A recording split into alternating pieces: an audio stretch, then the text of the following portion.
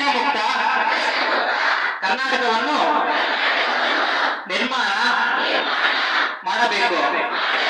ಕರ್ನಾಟಕ ರಾಜ್ಯವನ್ನು ಮಾದಕ ವ್ಯಸನ ಮುಕ್ತ ರಾಜ್ಯವನ್ನಾಗಿಸುವ ಗುರಿಯೊಂದಿಗೆ ರಾಜ್ಯಾದ್ಯಂತ ಜಾರಿಯಲ್ಲಿರುವ ಅಭಿಯಾನದ ಅಂಗವಾಗಿ ಈ ದಿನ ಹರಪನಹಳ್ಳಿ ಪಟ್ಟಣದ ಡಾಕ್ಟರ್ ಬಾಬಾ ಜಗಜೀವನ್ ರಾಮ್ ಸಭಾಂಗಣದಲ್ಲಿ ಕಾಲೇಜು ವಿದ್ಯಾರ್ಥಿಗಳು ಮಾದಕ ವ್ಯಸನದ ದುಷ್ಪರಿಣಾಮಗಳ ಕುರಿತು ಅರಿವು ಮೂಡಿಸುವ ಉದ್ದೇಶದಿಂದ ಮಾದಕ ವ್ಯಸನ ಮುಕ್ತ ಜಾಗೃತಿ ಕಾರ್ಯಕ್ರಮವನ್ನು ಆಯೋಜಿಸಲಾಗಿತ್ತು. ಈ ಸಂದರ್ಭದಲ್ಲಿ ಹರಪನಹಳ್ಳಿ ವಿಧಾನಸಭಾ ಕ್ಷೇತ್ರದ ಶಾಸಕರಾದ ಎಂಪಿ ಲತಾ ಮಲ್ಲಿಕಾರ್ಜುನ್, ವಿಜಯನಗರ ಪೊಲೀಸ್ ವರಿಷ್ಠಾಧಿಕಾರಿ S Jahnavi, DYSP doctor Chauhan, DYSP Mallesh Dodmani, PSI Shambhulinga, ಪ್ರಥಮ ದರ್ಜಾ ಕಾಲೇಜು ಪ್ರಾಂಶುಪಾಲರು doctor Shanmukha Gowda, CPI Prahlad Channagiri, SP Pradeep, head constable Thippeswamy, Vijayakumar, Kotresh ಹಾಗೂ 400ಕ್ಕೂ ಹೆಚ್ಚು ವಿವಿಧ ಶಾಲೆಯ ವಿದ್ಯಾರ್ಥಿಗಳು ವಿದ್ಯಾರ್ಥಿನಿಯರು ಉಪಸ್ಥಿತರಿದ್ದರು. ವರದಿ Umar Farooq, smart news Kannada, Harapanahalli.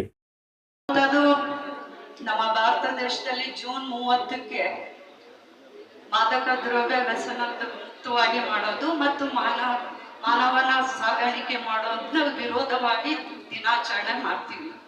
June 30ಕ್ಕೆ ಅದು ಇಲ್ಲಿವರೆಗೂ ನಾವು ಮಾಡುವಂತ 1 ತಿಂಗಳು ಮಾಡೋದಕ್ಕೆ ಅವಕಾಶ ಸಿಗುತ್ತೆ.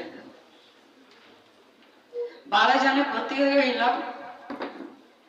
ಶ್ರೀಮಂತರು ಅಂತ ಇದಕ್ಕೇನಿಲ್ಲ, ಬಡವರು ಅಂತ ಏನಿಲ್ಲ, ಇದರಲ್ಲಿ ಬಹಳ ತರ ಬರುತ್ತೆ. ನಮ್ಮ ಭಾರತ, ಪ್ರಾಚೀನ ಭಾರತ ದೇಶದಲ್ಲಿ ಅವತ್ತಿನ ಕಾಲದಲ್ಲಿ ಸರ್ಜರಿ ಮಾಡಬೇಕು ಅಂದಾಗ ನಮ್ಮಲ್ಲಿ ಆಪಿಯಂ ಯೂಸ್ ಮಾಡಿಬಿಟ್ಟು ಸರ್ಜರಿ ಮಾಡ್ತಾ ಇದ್ರು ಅವತ್ತಿನ ಡಾಕ್ಟರ್. ಇವತ್ತೆಲ್ಲ ಇಂಜೆಕ್ಷನ್ ಮುಖಾಂತರ ಕೊಡ್ತಾರೆ. ಅವತ್ತು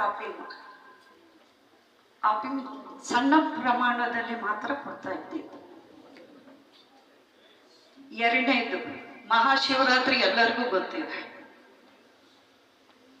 ಉತ್ತರ ಭಾರತದಲ್ಲಿ ಶಿವನ ಪ್ರಸಾದ ಅಂತ ಬಾಂಗ್ ಕೊಡ್ತಾರೆ. ಶಿವರಾತ್ರಿ ಮಾತ್ರ ಸಣ್ಣ ಪ್ರಮಾಣದಲ್ಲಿ ಮಜ್ಜಿಗೆ ಒಳಗೆ ಅಥವಾ ಹಾಲು ಒಳಗೆ ಅದನ್ನು ಕೊಟ್ಟು ಶಿವನ ಪ್ರಸಾದ ಅಂತ ಹೇಳಿ ಕೊಡ್ತಾರೆ. ಅವತ್ತೊಂದ್ಬಿಟ್ಟು ಇನ್ಯಾರು ತಗೊಳಲ್ಲ ಅದನ್ನು. ನಮ್ಮಲ್ಲಿ ದಕ್ಷಿಣ ಭಾರತದಲ್ಲಿ ಅದು ತುಂಬಾ ಕಮ್ಮಿ ಅಲ್ಲ, ಇಲ್ಲೇ ಇಲ್ಲ. ಉತ್ತರ ಭಾರತದಲ್ಲಿ ಮಾತ್ರ ಶಿವನಿಗೆ ಪ್ರಿಯವಾದ ಇದು ಬಾಂಗ್ ಅಂತ. ಸಾಧು ಸನ್ಯಾಸಿಗಳು ಅವತ್ತಿನ ಕಾಲದಿಂದ ಹಿಡಿದು ಇವತ್ತಿನ ಕಾಲದವರೆಗೂ ಸಾಧು ಸಂತರು ಎಲ್ಲರೂ, ಸನ್ಯಾಸಿಗಳು ಎಲ್ಲರೂ ಹಿಮಾಲಯ ಪರ್ವತದಲ್ಲಿ ಸಂಚಾರ ಮಾಡ್ತಾ ಇರೋ ಮುಂದೆ ಆ ಚಳಿಯನ್ನು ತಡಬೇಕು ಅಂದಾಗ ಗಾಂಜಾ ಸೇರ್ತಾರೆ. ಬಂಗಿ ಅಂತ ಹೇಳ್ತೀವಿ. ಚಿಲಿಮಿ ಮುಖಾಂತರವಾಗಿ ಕೆಂಡಗಳನ್ನು ಹಾಕಿ ಆ ಪೌಡರ್ ಹಾಕಿ ಸೇರ್ತಾರೆ. ಅದು ಒಂದು ಪದ್ಧತಿ. ಎರಡನೇದು ಪದ್ಧತಿ ಅಂದ್ರೆ ಮಾತ್ರೆಯ ರೂಪವಾಗಿ ಕೋಕಿನ್, ಅಫೀಮ್, ಆಮೇಲೆ ನಮ್ಮ ಗಾಂಜಾ ಇಷ್ಟೊಂದು ಬರುತ್ತೆ.